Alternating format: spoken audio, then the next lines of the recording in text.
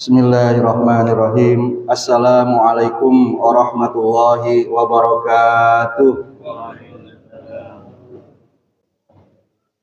Alhamdulillahirabbil alamin wa bihi nasta'in ala umurid dunya waddin. Assalatu wassalamu ala asyrafil anbiya'i wal mursalin sayyidina Muhammadin wa alihi tahirin wa ashabihil mujahidin, amma ba'du. Yang saya hormati bapak-bapak, saudara-saudara sekalian, jamaah Masjid Nurul Yakin Kebantenan Pondok Aren. Alhamdulillah, saya senang sekali pada malam hari ini kembali bisa satu majlis dengan bapak-bapak, saudara-saudara sekalian. Mudah-mudahan bersamanya kita di majelis ini mendapatkan fadilah dari silaturahim, yaitu diluaskannya rezeki kita, dipanjangkannya umur kita, dan diabadikannya jejak kebaikan kita, serta juga fadilah-fadilah dari tholabul ilmi yang banyak sekali diterangkan di dalam Al-Quran dan hadis. Di antaranya akan dinaungi oleh malaikat yang mendoakan kebaikan, kesejahteraan, keselamatan. Bahkan binatang-binatang di laut pun mendoakan kita. Kita dianggap sebagai orang yang sedang berjihad di jalan Allah sampai kita pulang. Amin ya rabbal alamin. Mari kita awali kajian ini dengan membaca suratul Fatihah. Mudah-mudahan keluarga kita, wabil khusus Haji Katong bin Haji Kelabu beserta seluruh leluhur dan keturunannya, juga leluhur dan keturunan kerabat para hadirin sekalian, guru-guru kita semuanya yang telah meninggal dunia, Allah terima amal ibadah mereka. Saudara-saudara kita yang sedang sakit, mudah-mudahan diangkat penyakitnya oleh Allah Subhanahu wa Ta'ala. Yang sedang hajat, mudah-mudahan dilancarkan, diberkahkan oleh Allah Subhanahu wa Ta'ala. Begitu juga kita semuanya, mudah-mudahan dalam bimbingan taufik dan hidayahnya Allah. Ala hazihin niyah al-Fatihah. A'udzu billahi minasyaitonir rajim. Bismillahirrahmanirrahim. Alhamdulillahirabbil alamin arrahmanir rahim maliki yaumiddin. Iyyaka na'budu wa iyyaka nasta'in. Ihdinas siratal mustaqim. Siratal ladzina an'amta 'alaihim ghairil maghdubi 'alaihim waladdallin. Amin. Bapak-bapak, saudara-saudara sekalian, sebagaimana tadi sudah disampaikan bahwa materi kajian kita pada malam hari ini adalah tafsir.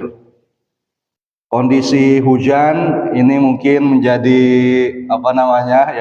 ujian bagi kita, tapi mungkin yang mendengar di luar ini kedengaran keluar ya. Bisa yang senggang waktunya menyempatkan diri ke masjid, kita duduk bersama-sama taklim dan berdiskusi. Materi yang akan saya sampaikan pada malam hari ini adalah tafsir surah Al-Baqarah juz 1. Kalau ada mushaf Al-Quran di sini boleh mengambilnya. Dan kemarin Wendy saya sudah bagi filenya itu, kalau saya nge-share-nya di grup keluarga saja.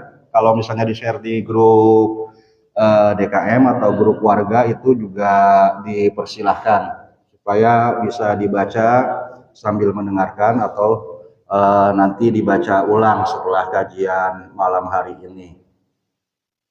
Mengapa kajiannya tadi saya bilang sampai 1 juz? Emangnya bakal sempat satu pengajian 1 jam kurang lebih kita bahas 1 juz? Luar biasa.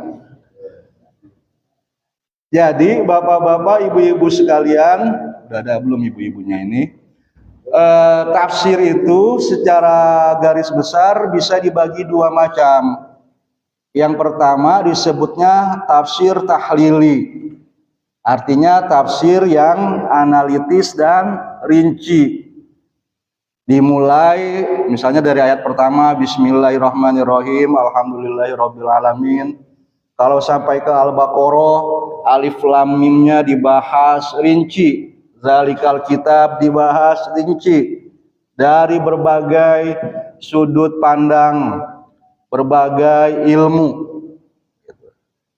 Bahas satu ayat alif lam mim saja mungkin ya, apalagi dengan kita yakini dalamnya makna Al-Quran gak bakal cukup satu dudukan. Tapi ada jenis kedua tafsir yang disebut tafsir maudhu'i, tafsir tematis. Itu modelnya ada banyak. Yang pertama, misalnya kita cari satu kata di dalam Al-Quran, misalnya hudal lil muttaqin. Kita mau ambil kata hudannya atau muttaqinnya nih, terserah. Kalau hudannya berarti hidayah. Nah, kita cari makna hidayah dalam Al-Quran apa saja. Di ayat kedua Al-Baqarah ada hudan. Di ayat terakhir Al-Fatihah, ihdinas siratal mustaqim, ayat ke-6 itu juga ada kata hidayah. Ihdina sama hudan itu sama akar katanya. Terus kita cari di mana lagi nih ada kata-kata hidayah sampai akhirnya kita tahu, oh yang dimaksud oleh Al-Quran dengan hidayah adalah begini. Setelah meneliti semua ayat yang memuat kata hidayah. Tafsir yang akan kita diskusikan malam ini juga modelnya tematis, tapi coraknya beda. Coraknya adalah dari setiap surah di Al-Quran, mufassirnya ini yang saya jadiin rujukan, namanya Amr Khalid, itu mengambil satu pesan utama. Dari pesan itu, dari surah itu apa? Lantas dari ayat-ayat surah itu yang dia sertakan dalam tafsirannya hanya yang berkaitan dengan apa yang dia anggap sebagai pesan utama tadi. Nah, kalau kita mau pakai cara ini, namanya juga tafsir, pendapat ulama. Kalau yang nanti yang saya rujuk bilang pesan surah Al-Baqarah itu adalah pengangkatan umat Islam sebagai khalifah terakhir di muka bumi. Lantas kita mendapati ada mufassir lain mengatakan, oh pesannya bukan itu, tapi yang lain. Itu mungkin saja terjadi. Baik. Yang pertama tentang surah Al-Baqarah di sini penting kita ketahui adalah apa fadilah membacanya, apa fadilah menghafalnya dan mengamalkannya. Diterangkan dalam hadis riwayat Muslim yang artinya pada hari kiamat Al-Quran dan orang-orang yang mengamalkannya di dunia akan dipanggil oleh Allah Subhanahu wa Ta'ala, dan Al-Quran datang dengan dipimpin oleh surah Al-Baqarah dan Al-Imran. Yang keduanya lantas akan membela orang-orang yang memilikinya. Yang memiliki dua surah itu artinya yang rajin membacanya, apalagi sampai menghafalnya, apalagi sampai mengamalkannya. Jadi kita bisa bayangkan pada padang mahsyar misalnya, kita nggak bakal takut tersesat mesti jalan kemana. Kita ngikutin surah Al-Baqarah dan Al-Imran yang berjalan di depan kita, dan mereka akan membela kita. Dalam riwayat yang lain, Al-Baqarah dan Al-Imran itu seakan-akan keduanya awan atau payung yang menaungi kita di hari kiamat.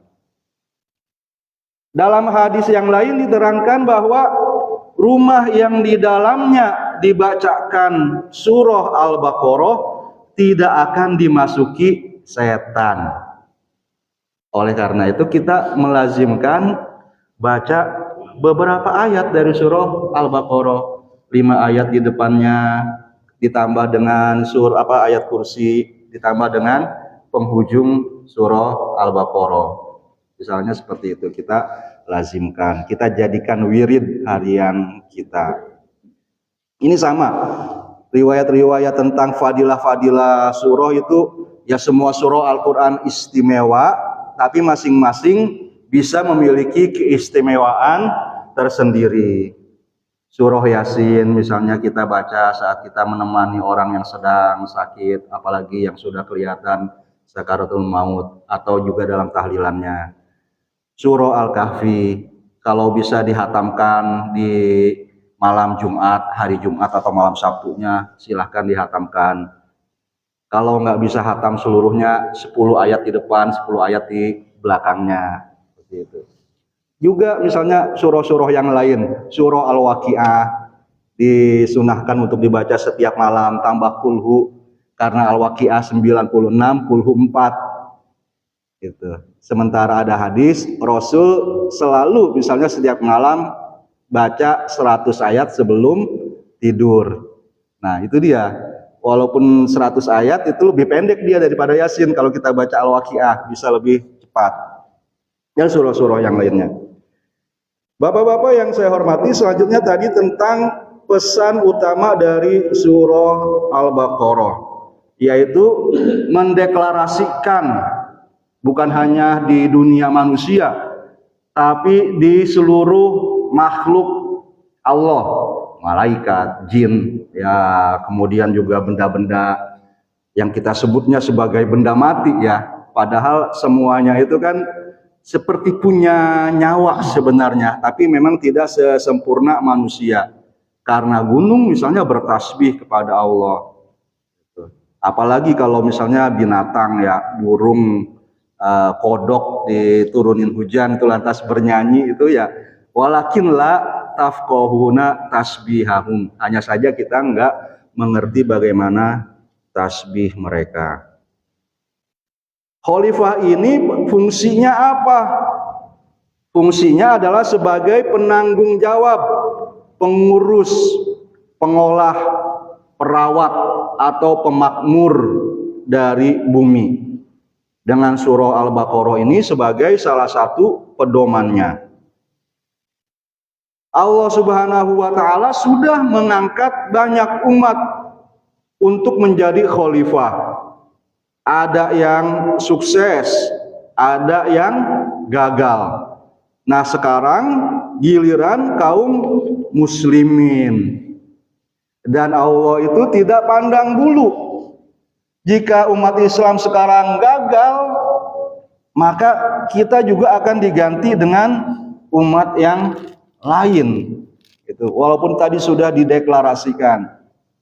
Bisa kita renungi misalnya sebagai kenyataan di zaman sekarang, apakah kita benar-benar menjadi yang terdepan, yang terkemuka dalam pengolahan, dalam pelestarian bumi ini. Jadi setiap umat Islam tidak boleh gagal, baik sebagai umat maupun sebagai pribadi, dalam menjalankan fungsi khalifah ini dan dalam mengajak orang lain kepada kesuksesan. Karena itu wajar pedomannya surah Al-Baqarah ini segera diturunkan setelah Nabi hijrah. Dan terus turun selama beliau berada di sana, kurang lebih 9 tahun masa penurunan surah Al-Baqarah ini. Dan langsung menjadi surah kedua setelah surah Al-Fatihah. Nah, di dalam surah Al-Baqarah ini yang pertama-tama bisa kita lihat bahwa di bagian pertama surah Al-Quran itu kan dibagi ada 30 juz. Satu juznya dibagi 2 hizib. Jadi ada 60 hizib di dalam Al-Quran. Kemudian masing-masing hizib itu disebutnya ada 4 rubu. Jadi di Al-Quran ada 240 rubu. Nah, di rubu pertama, juz pertama itu adalah penjelasan tentang 3 kelompok manusia. Kelompok orang-orang yang bertakwa, itu dari ayat 2 sampai ayat 5. Kemudian kelompok orang-orang yang kafir pada ayat ke-6 dan ke-7. Kemudian 13 ayat berikutnya itu penjelasan tentang sifat orang-orang yang munafik. Ya, silahkan nanti dibaca lagi ya di rumah apa sifat-sifat orang yang bertakwa ini, karena hanya mereka sajalah yang benar-benar pantas atau memiliki kompetensi untuk menjadi orang yang diangkat tadi sebagai khalifah. Ciri pertamanya alladzina yu'minuna bil ghaib gitu. Sifat atau syarat pertama untuk menjadi khalifah itu. Kemudian orang kafir dijelaskan hanya dalam 2 ayat, sementara orang munafik dijelaskan dalam 13 ayat. Itu juga memberikan tanda. Orang kafir mah jelas, dikasih penjelasan 2 ayat doang juga sudah bisa dikenali. Tapi orang munafik ini agak susah-susah kita mengenalinya, maka diberikan penjelasan yang lebih detail. Bahkan ya mungkin jumlah mereka juga menjadi lebih banyak. Nah, sebagai tambahan, bapak-bapak, saudara-saudara sekalian, tentang jenis-jenis manusia ini, di dalam surah Al-Baqarah itu ada 4 ayat yang didahului dengan kata wa minan nas. Selain pada ayat yang mulai dari ayat yang keberapa? 8 atau berapa? Yang tentang orang munafik itu. Pada ayat 8 tentang orang munafik, wa minan nasi may yaqulu amanna billahi wa bil yaumil akhir wa ma hum bimumin. Nanti kita ketemu lagi di ayat 165, itu diawali dengan wa minan nas. Wa minan nasi may yattakhidhu min dunillahi andada yuhibbunahum ka hubbillah. Ada orang-orang yang menjadikan sesuatu selain Allah sebagai tandingannya, sebagai pemberi pedoman, sebagai yang diikuti, yang ditakuti, yang diharapkan kebaikannya dan sebagainya, bukan kepada Allah. Padahal nanti yang diikutin itu ya bisa berupa sesama manusia, bisa berupa setan, akan berlepas diri. Misalnya kalau kita diperintahkan menjaga kebersihan ya, karena hujan misalnya kan sudah pasti berkah dari Allah. Dia menjadi bencana karena kelalaian kita, misalnya nggak menjaga kebersihan. Kita bisa bilang, saya mah cuman sedikit doang nggak jaga kebersihannya, cuman buang 1 gelas plastik. Tapi kalau kita sekarang ada 10-15 orang di sini masing-masing buang 1, kan jadi banyak. Kita bilang, saya ikut-ikutan, ada posnya, gitu kan. Semua kesalahan yang saya lakukan juga ada dedengkotnya gitu. Nah, mereka yang kita jadikan andalan itu sebagai alibi bakal berlepas diri dari kita. Nggak bisa meringankan siksa kita, apalagi mengambil semuanya. Jadi walaupun kita merasa misalnya secara ekonomi lemah, secara pendidikan, secara status sosial kita lemah, lantas kita jadikan itu sebagai alasan untuk kesalahan-kesalahan kita. Ternyata Al-Baqarah bilang nggak bisa itu jadi alasan. Kalian harus mempertanggungjawabkan perbuatan itu juga. Kemudian di ayat 204 itu ada wa minan nasi lagi mayyujibuka qauluhu fil hayatid dunya wa yushhidullaha ala ma fi qalbi wa huwa aladul khisam. Di antara manusia itu ada yang pembicaraannya tentang kehidupan dunia begitu mempesona diri kita. Bahkan dia bersaksi, Allah juga tahu apa yang ada di dalam hati saya. Padahal dia adalah penentang Allah yang paling keras. Ini ayatnya adanya setelah penjelasan tentang haji. Bukan tentang orang munafik, bukan tentang orang Yahudi. Tapi kalau dilihat dari konteksnya itu ada di setelah penjelasan tentang haji. Jadi bisa jadi malah orang yang mempesona kita tentang pandangan-pandangannya tentang dunia ini itu orang yang terkemuka di antara kita gitu ya. Ya Pak Haji, Pak Ustadz, pemimpin agama dan sebagainya gitu. Dan di ayat 207 itu baru ada satu golongan manusia yang terpuji. Wa minan nasi mayyashri nafsahu tigo amardotillah. Ada juga manusia yang mengorbankan dirinya untuk mencari ridho Allah. Nah, jadi kita kembali lagi bahwa rubu pertama penjelasan tentang tiga kelompok manusia, orang yang bertakwa, orang kafir, dan munafik. Hanya orang yang bertakwa yang nanti di antara umat Islam sebagai khalifah terakhir itu akan benar-benar menjalankan fungsi khalifah di bumi dengan baik. Selanjutnya masuk ke rubu yang kedua, pada ayat yang ke-30 disitulah Allah Subhanahu wa taala pertama-tama menerangkan tentang khalifah yang pertama, tentang manusia secara umum sebagai khalifah di bumi yang disampaikannya kepada para malaikat. Wa idz qala rabbuka lil malaikati inni ja'ilun fil ardi khalifah. Qalu, para malaikat berkata, ataj'alu fiha may yufsidu fiha wa yasfikud dima. Ini bukannya protes malaikat, gitu ya. Tapi mereka sudah sedemikian lama menjadi makhluk Allah yang sangat dekat, yang paling mulia di sisi Allah. Sekarang ada indikator, ada makhluk yang lebih mulia, yaitu manusia. Benar bapak-bapak, saudara-saudara sekalian, bahwa kita manusia itu bisa lebih mulia daripada malaikat.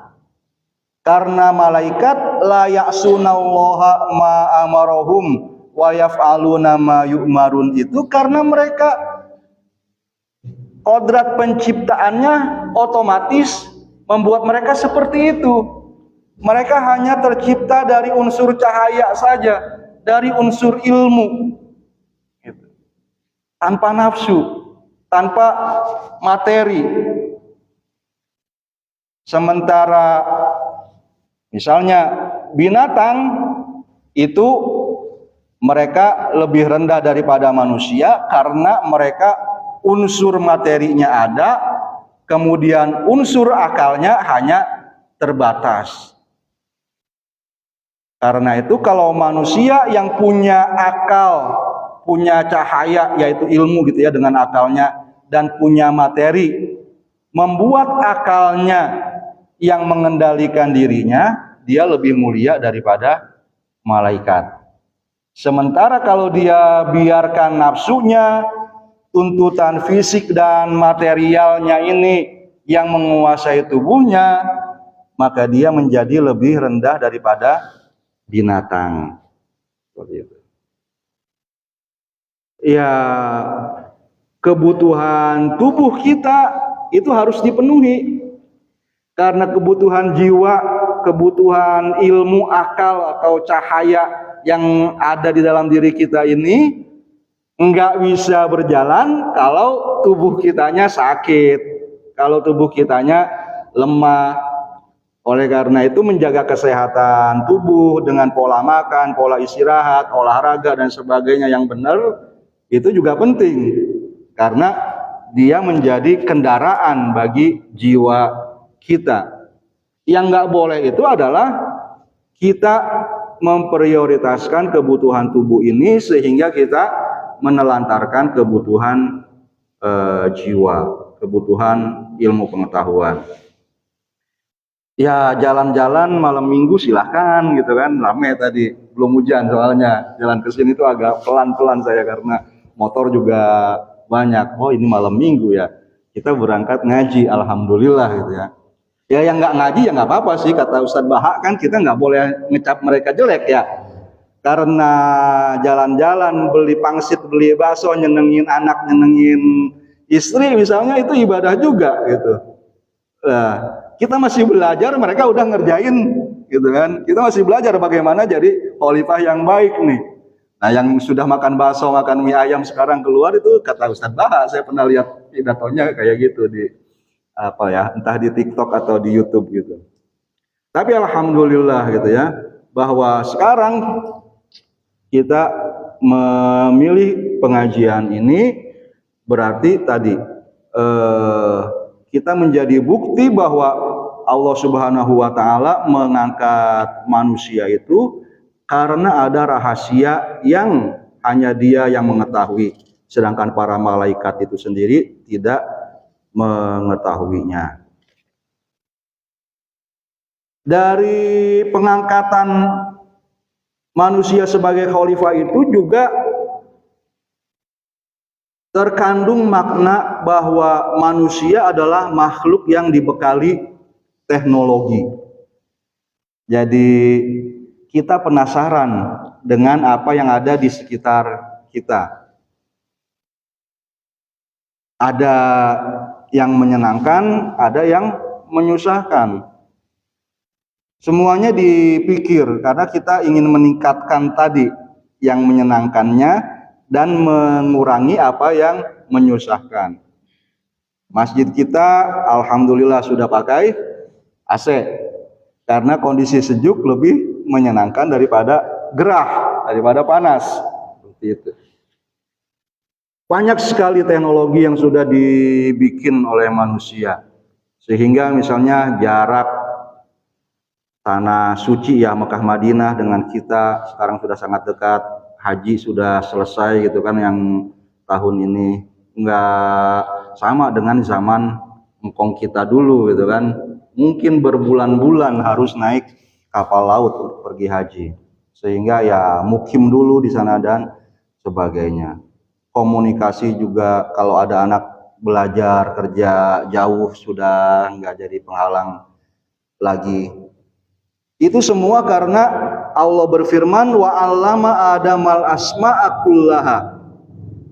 Allah Subhanahu wa Ta'ala sudah mengajarkan nama-nama. Kalau dalam bahasa Arab itu ada isim, ada fiil, ada huruf ya. Yang diajarin di sini apa isim doang, bukannya apa fiil, nggak diajarin kepada Nabi Adam. Diajarin juga. Karena ya asma di sini adalah sebutan untuk segala sesuatu, baik dia benda, baik dia pekerjaan atau sebagainya. Dan sebenarnya kalau kita belajar itu kan hanya memberikan sebutan juga, memberikan nama untuk barang-barang yang sudah ada. Kalau misalnya ada santri belajar bahasa Arab, maka dia diajarin tentang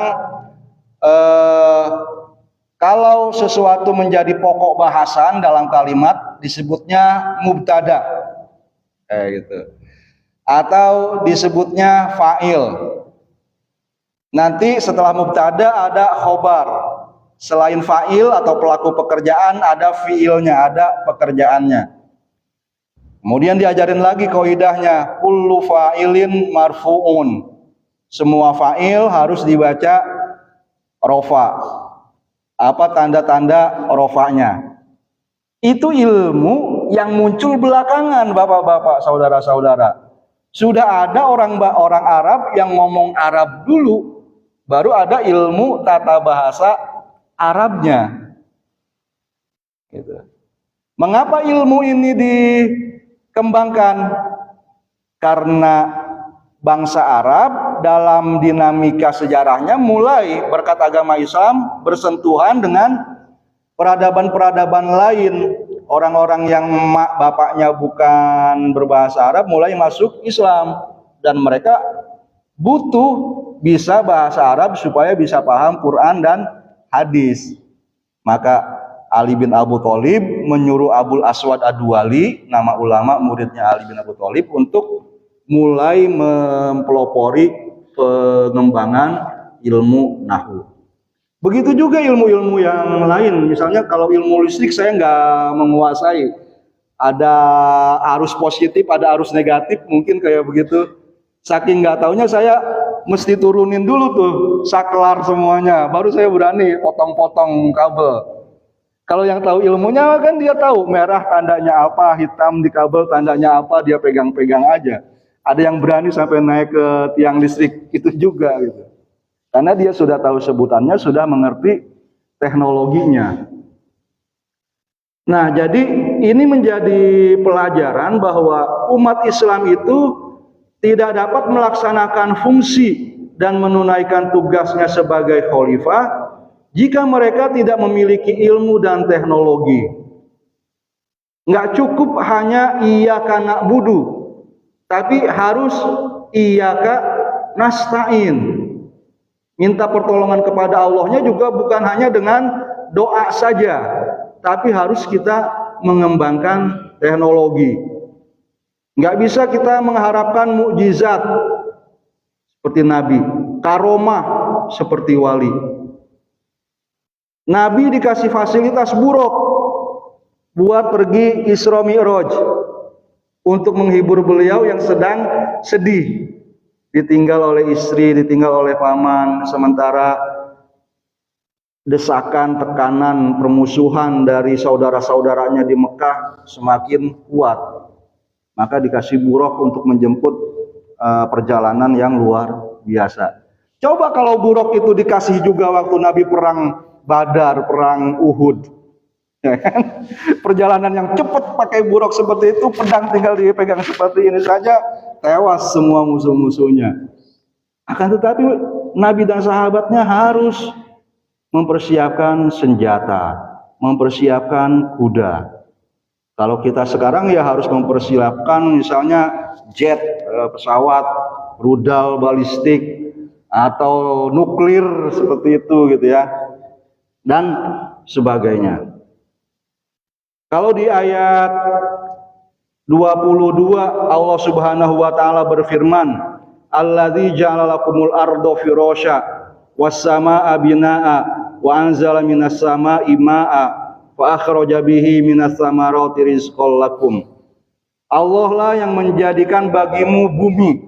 Kita harus kenal bumi ini dan teknologinya, geologinya, fisikanya, sebagaimana ilmu mineralogi, ilmu tambang, gitu ya, dan sebagainya, supaya emas yang ada di bumi Indonesia ini kita yang menemukan, bukan orang lain yang menemukan lantas mulai dia beli itu pulaunya dan sebagainya. Wassamaa'a binaa'a, kita harus mengenal langit juga. Langit itu sebagai atap. Sekarang kita pakai internet, ada gelombang, nggak tahu nih dari Masjid Nurul Yakin perginya kemana gitu kan. Nanti ada penonton saya nih saya siarannya di TikTok, entah di mana mereka menerimanya. Kita tinggal pakai. Tapi sebagai konsumen kita harus beli. Gitu. Yang dapat untung dengan penguasaan internet ini siapa? Bukan kita. Mereka yang punya langitnya, yang bisa mengkapling-kapling itu. Kan kabarnya kecepatan internet juga beda-beda ya. Indonesia, Singapura, Finlandia, dan sebagainya. Beda-beda tuh kecepatannya gitu. Karena memang ada kapling-kaplingnya juga di sana. Kemudian kalau ada sampah-sampah di bumi, ada sampah-sampah di langit juga, karena kita pakai internet itu kan, misalnya ada bekasnya gitu ya, sehingga kita HP tuh bisa jadi kepenuhan katanya, udah full memorinya, lupa kita bersihin. Itu yang tersimpan di situ. Yang tersimpan di tempat lain itu kita nggak ngerti. Jadi penting bagi kita, kalau kita sekarang punya anak, punya cucu, ada yang kita arahin buat belajar tadi nahwu, tafsir, ada juga yang diarahin buat belajar teknologi, karena dua-duanya itu seperti ya dua sayap supaya kita bisa terbang menjadi khalifah. Fa akhraja bihi minas samarot, dengan hujan itu Allah mengeluarkan buah-buahan. Indonesia buah-buahannya banyak. Tapi waktu saya di Mesir dulu tahun 93 sampai 98, rambutan yang saya makan di Mesir itu ekspor dari Thailand, bukan dari Indonesia. Jadi tahun segitu mereka sudah bisa bikin rambutan yang dimasukin ke kaleng, itu ada cairannya, yang cairannya itu bikin si rambutan itu jadi awet. Gitu. Nah, bagaimana gitu kan kalau yang misalnya para teknolog kita yang belajar di IPB misalnya tuh Institut Pertanian Bogor gitu ya, bisa mengolah macam-macam kekayaan alam kita. Dulu di rumahnya itu ada, bukannya rukem, apa ya Nyai Gembor, di kebunnya itu ada satu lagi jamblang di belakangnya itu. Sekarang udah jarang, nggak dapetin saya di kencing. Apa? Lagi nanam. Di belakang rumah emak di Pondok Aren dulu ada pohon buni, ya gitu kan. Itu udah jarang juga mungkin bapak-bapak pengalamannya, ingatannya gitu ya tentang buah-buahan zaman kecil dulu lebih banyak lagi. Nah, itu dia. Bagaimana itu teknologinya sebagai kita khalifah. Kita nggak boleh berkeyakinan bahwa Islam itu hanya sholat dan puasa saja. Kita harus menjadi pelopor dalam ilmu dan teknologi. Terus diterangkan tentang khalifah pertama. Selanjutnya, juz ke-3 dan ke-7 itu mengisahkan khalifah yang paling lama di muka bumi, mulai dari ayat 40. Khalifah yang paling lama di muka bumi ini adalah Bani Israel. Itu. Sekarang ada negara Israel yang tidak sepenuhnya keturunan Bani Israel ya. Ada banyak yang bukan orang Yahudi di sana, tapi yang samanya adalah mereka Zionis semuanya. Tapi bangsa Israel ini juga mewarisi semua sifat-sifat tercela yang ada pada Bani Israel leluhurnya dulu. Seperti yang diceritakan pada Quran banyak sekali, dan di dalam juz pertama ini sebanyak 5 rubu, dari rubu ke-3 sampai rubu ke-7. Itu cerita tentang Allah Subhanahu wa taala selalu sebutkan apa nikmatnya yang dianugerahkan kepada Bani Israel. Kemudian disambung dengan bagaimana penentangan dan kufurnya Bani Israel terhadap nikmat tersebut. Selalu terus begitu-begitu disebutkan. Apa perintah-perintah bagi mereka dan bagaimana mereka melanggarnya. Pada ayat 40 itu Allah Subhanahu wa taala berfirman, "Ya Bani Israil, uzkuru ni'mati allati an'amtu 'alaikum wa aufu bi'ahdi ufi bi'ahdikum wa iyaya farhabun." Jadi tugas pertama khalifah itu adalah mengingat nikmat Allah. Uzkuru nikmat Allah. Kafir terhadap nikmat Allah itu menjadi dosa pertama yang dilakukan oleh khalifah. Buat umat Islam juga sama. Kita harus mengingat semua nikmat Allah, karena sebelum Al-Baqarah ini ada surah Al-Fatihah. Ya, disebut ayat pertama juga bisa. Ada yang mengatakan Alhamdulillahirabbil alamin itu ayat pertama, ada yang mengatakan bismillah. Nah, itu mau ayat pertama atau ayat kedua, kita juga wajib bersyukur atas nikmat Allah sebagai kewajiban kita yang pertama. Kalau ada saudara kita, ada tetangga, ada teman diangkat naik jabatannya, gitu kan, naik pangkatnya, kita ucapkan selamat. Itu kadang-kadang ada yang nyinyir juga, gitu kan. Jangan diucapin selamat, dapat jabatan itu musibah, gitu kan, ada yang bilang begitu. Ya bukan begitu kita melihatnya, bahwa kalau kita mengucapkan selamat itu juga nggak salah, karena kita sedang mengingatkan juga amanahnya itu, gitu, akan nikmat Allah yang tercurah kepadanya. Karena misalnya ya sebagian mentalitas kita itu namanya mentalitas quitter, suka mundur dari medan perang, mengalah saja, biarin orang lain yang maju, gitu. Kita ya belum kalah sebelum berperang, gitu. Padahal jabatan, kekayaan itu enggak selamanya buruk. Dia buruk hanya kalau kita salah gunakan, kita manfaatkan misalnya hanya untuk kepentingan pribadi atau kelompok kita.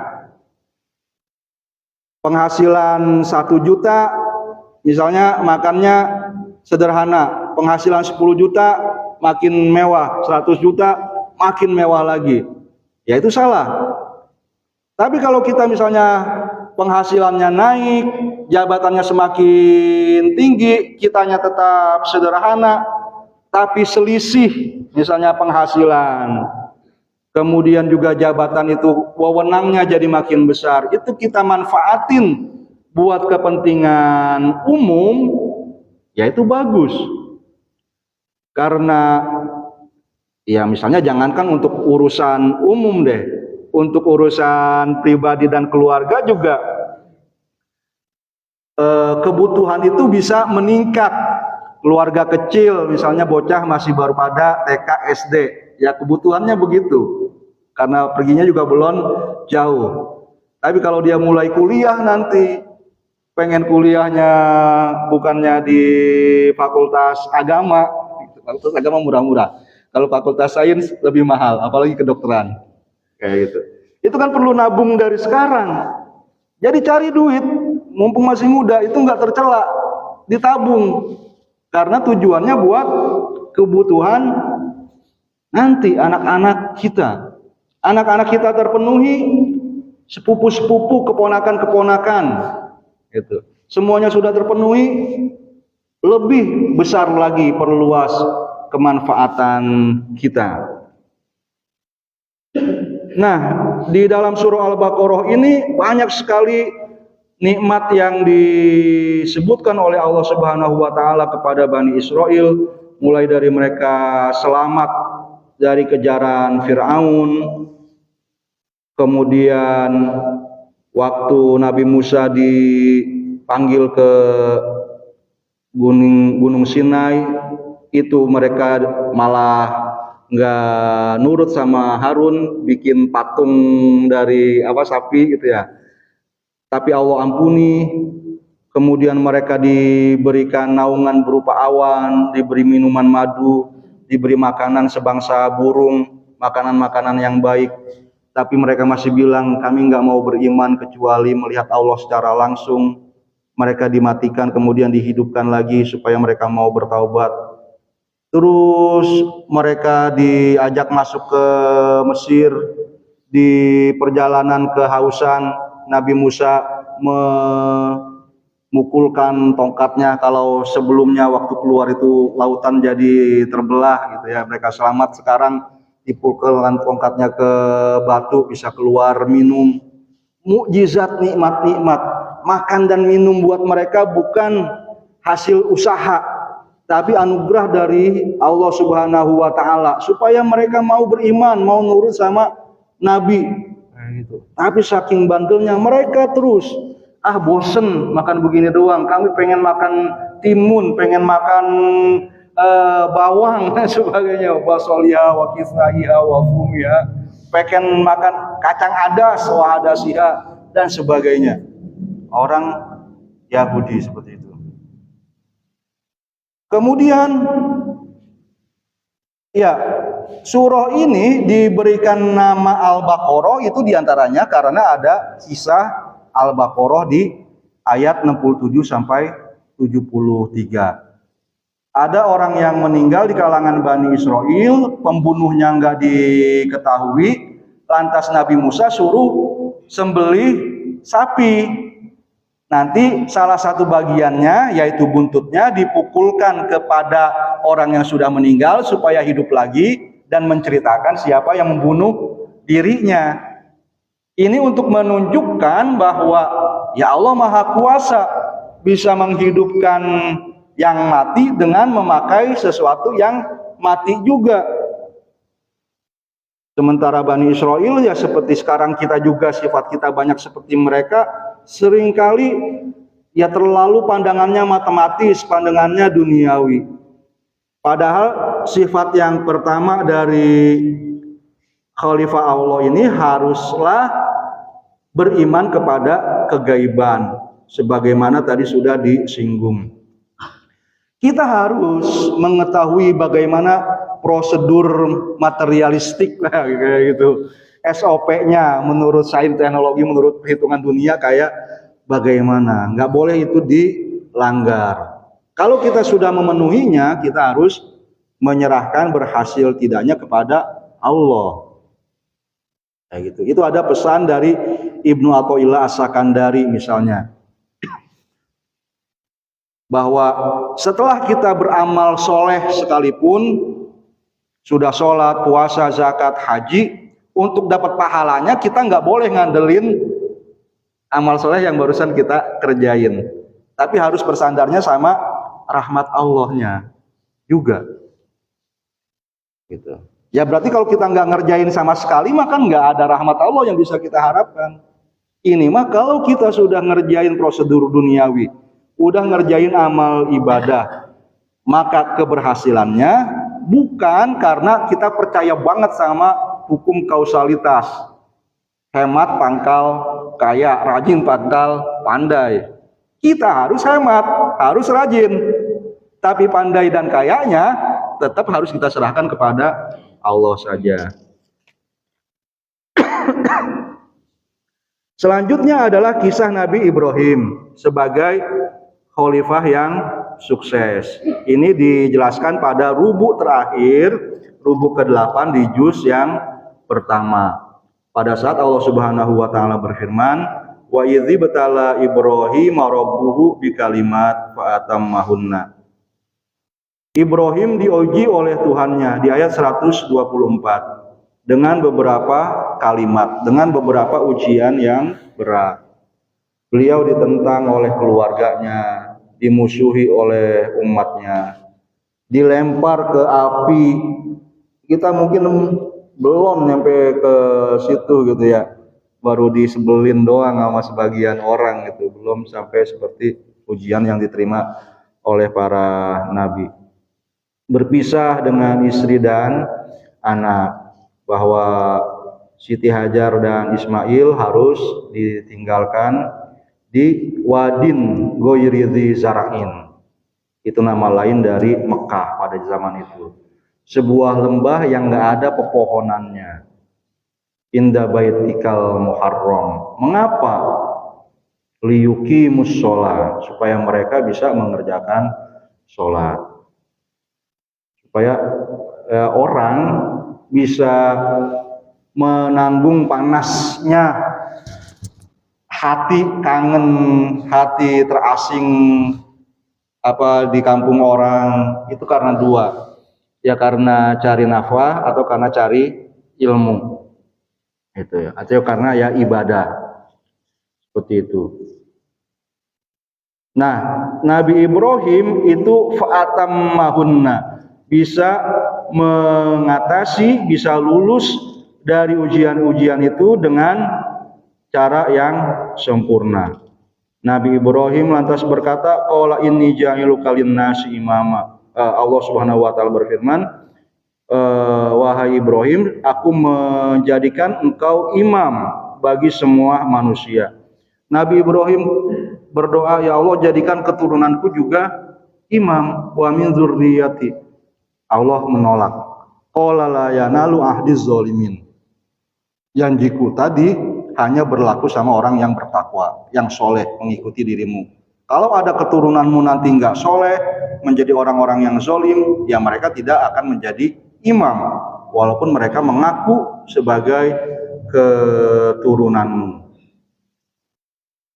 Kita punya tanah, punya rumah, kita meninggal, otomatis itu jadi warisan bagi ahli waris kita. Udah otomatis itu, tinggal nanti ahli warisnya bakal bener enggak bebaginya. Tapi kalau ilmu dan kesolihan enggak diwarisin model begitu, gitu ya. Bisa diwarisin, dipusakai oleh keturunan kita kalau memang kita melatih dan mendidik anak-anak kita waktu kita hidup, sehingga itu menjadi ada di diri kita dan ada di diri mereka. Enggak bisa kita mengandalkan bahwa ya diri kita keturunan ustadz, mualim, kiai, habib dan sebagainya untuk memperoleh kemuliaan di antara manusia. Bahkan kalau kita melakukan hal tersebut itu menjadi celak juga bagi diri kita. Harus kita tunjukkan kinerja kita, prestasi kita, sehingga orang-orang semuanya mempercayai gitu kan pada diri kita itu nggak ditakutkan akan menimbulkan bahaya, madorot. Takut deket-deket sama dia. Enggak, orang enggak begitu ke kita kalau kitanya soleh. Justru orang bakal menjadi, oh mari kita deket-deketin dia, karena nanti kita bakal ketularan baiknya. Pada bagian akhir dari juz pertama ini udah disebutkan berarti di antara Bani Israel itu tadi Nabi Musa, dan Israel itu sendiri adalah Nabi Yakub yang disebutkan di akhir juz 1 ini pada ayat 133, am kuntum syuhada idh hadara yaqubal maut idh qala li banihi ma ta'buduna min ba'di qalu na'budu ilahak dan selanjutnya. Jadi luhurnya itu mah pada soleh dan mereka nggak bisa disalahin. Kalau misalnya keturunannya sekarang Bani Israelnya itu dablek banget gitu ya, nggak mau ngaku, nggak mau merasa bersalah. Ya para habib, para kiai zaman dulu, para wali, bahkan para nabi, itu juga mereka tidak bisa disalahkan kalau misalnya ada keturunannya yang tidak soleh. Merekanya mah tetap berada dalam kemuliaan. Kita semua beriman kepada mereka, dan di sini diterangkan bahwa mereka itu sebenarnya juga Islam, karena Islam pada hakikatnya adalah menyerahkan diri untuk diatur dengan pedoman-pedoman dari Allah Subhanahu wa taala. Nanti pada juz kedua dan sebagian juz ketiga insyaallah di 2 bulan ke depan insyaallah Allah berikan rezeki kita ketemu lagi, kita bahas bagaimana di surah Al-Baqarah ini disebutkan nabi-nabi dari Bani Israel yang lain seperti Nabi Sulaiman dan Nabi Daudnya, gitu ya, ada penjelasan juga di sana. Jadi ringkasnya surah Al-Baqarah ini adalah deklarasi untuk menetapkan umat Islam sebagai khalifah yang terakhir. Setelah khalifah yang pertama adalah Nabi Adam, khalifah yang paling lama tapi gagal adalah Bani Israel, khalifah yang berhasil adalah Nabi Ibrahim. Sekarang giliran umat Islam. Dan pedoman untuk menjadi khalifah itu nanti bakal dirinci mulai dari juz kedua. Saya qulu sufaha minan nas, tentang kiblat kita dalam sholat, tentang haji, juga aturan-aturan dalam mengatur keluarga dan sebagainya, ada banyak. Mudah-mudahan Allah Subhanahu wa taala memberikan manfaat dari majelis ini. Saya senang kalau masih ada, kita senangkan waktu kalau ada sharing gitu ya, ada tanya jawab, tanggapan. Kalau saya ada apa yang bisa saya jawab, saya akan sampaikan. Kalau tidak ada, mohon dimaklumi. Jadi sebelum ditutup, saya persilahkan dulu kepada Wendy.